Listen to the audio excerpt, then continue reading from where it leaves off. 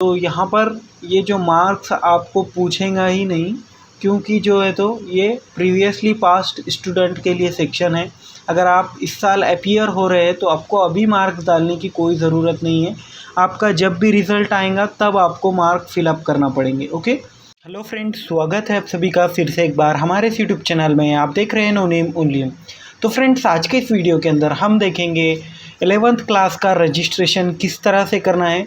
पिछले वीडियो में मैंने ऑलरेडी बताया था किस तरह से डेमो रजिस्ट्रेशन करना है, तो इस वीडियो के अंदर हम सेम प्रोसेस है। अगर आपने पहला वीडियो देखा है तो ये देखने की ज़रूरत नहीं है, बस आपको एक या दो स्टेप देखना है पड़ेंगे।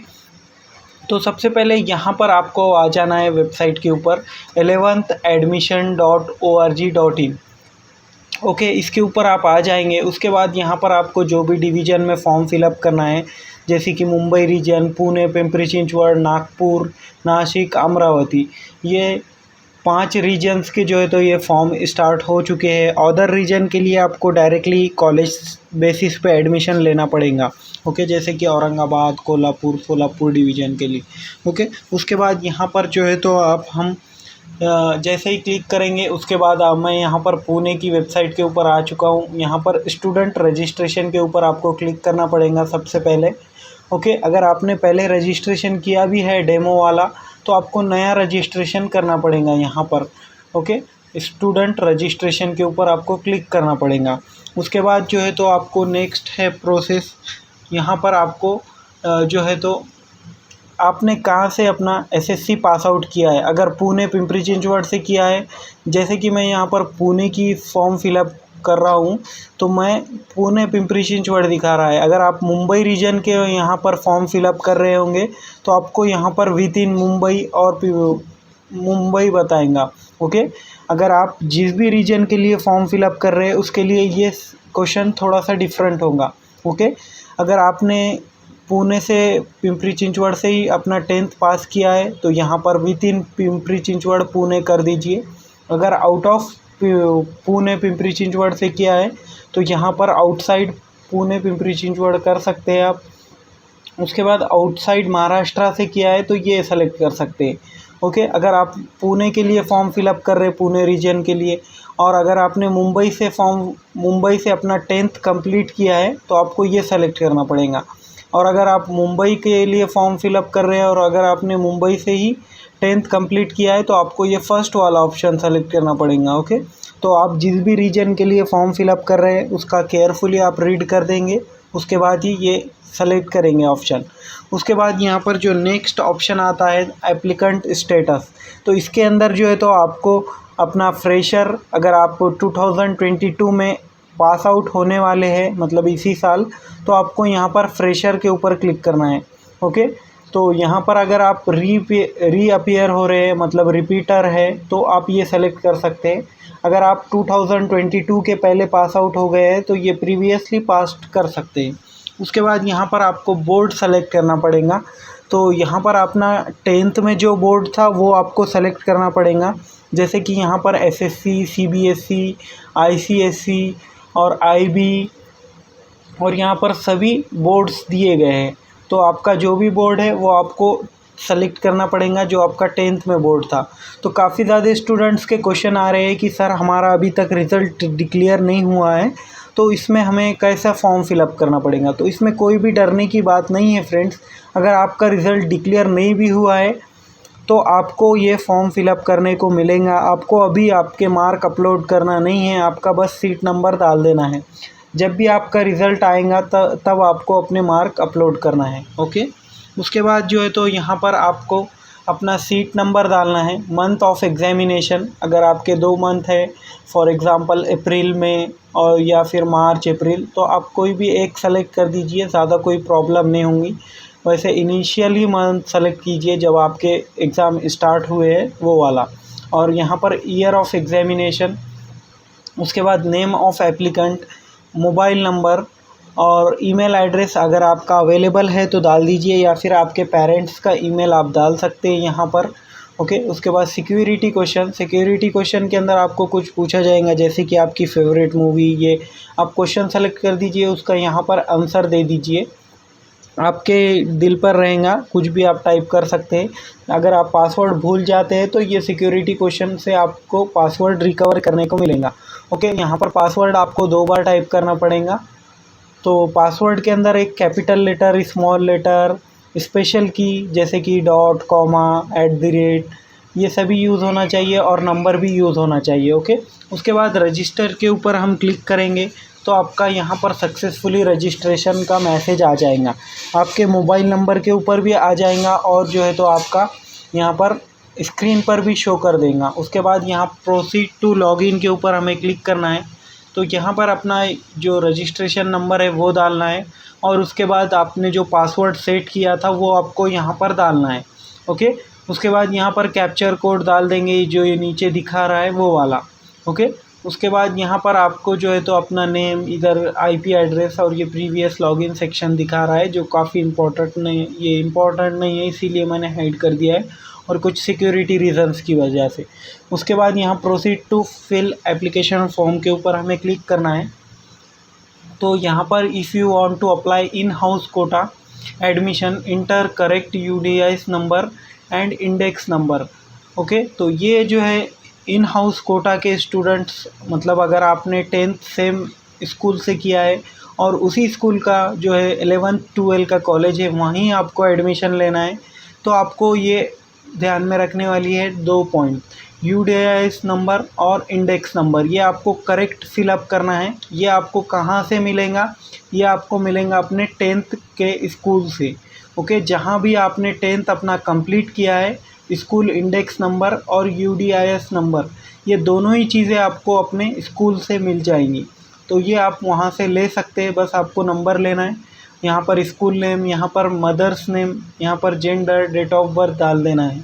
ओके, उसके बाद यहाँ पर आपको एड्रेस डालना है, आपका जिस तरह से आपका एड्रेस है वो डाल दीजिए यहाँ पर। उसके बाद पिन कोड, डिस्ट्रिक्ट सेलेक्ट कीजिए, तहसील तालुका सेलेक्ट कीजिए। उसके बाद विलेज, मोबाइल नंबर आपको एक डालना है कंपलसरी। उसके बाद यहाँ पर सेकेंड अल्टरनेट डाल सकते हैं आप।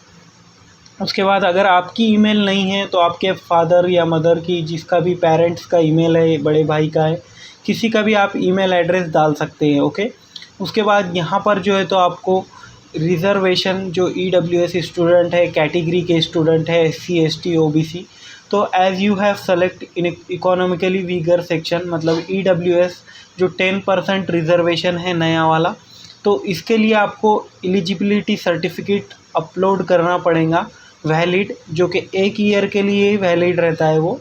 ओके, उसके बाद in case you are not able to submit essential certificate for any reason, मतलब अगर आपने जो सर्टिफिकेट चाहिए वो अपलोड नहीं किए तो आपका जो है जनरल से एडमिशन होगा। ओके, ओपन या जनरल कैटेगरी दोनों भी एक ही होता है, तो ये आपको ध्यान में रखना है फ्रेंड्स। ओके, और आपको कास्ट सर्टिफिकेट अपलोड करना पड़ेगा, जो भी आप कास्ट कैटेगरी से बिलोंग करेंगे। अगर ओपन है या जनरल है तो आपको कोई कास्ट सर्टिफिकेट नहीं लगता है। और SC ST OBC EWS इन स्टूडेंट्स के लिए जो है तो आपको कास्ट सर्टिफिकेट लगेगा, NT के लिए भी। ओके, तो यहाँ पर ये जो सभी कास्ट दिए हैं, ओपन के लिए आपको कास्ट सर्टिफिकेट नहीं लगता है, जो लास्ट वाला ऑप्शन है जनरल ओपन, इनके लिए कोई कास्ट सर्टिफिकेट होता ही नहीं है।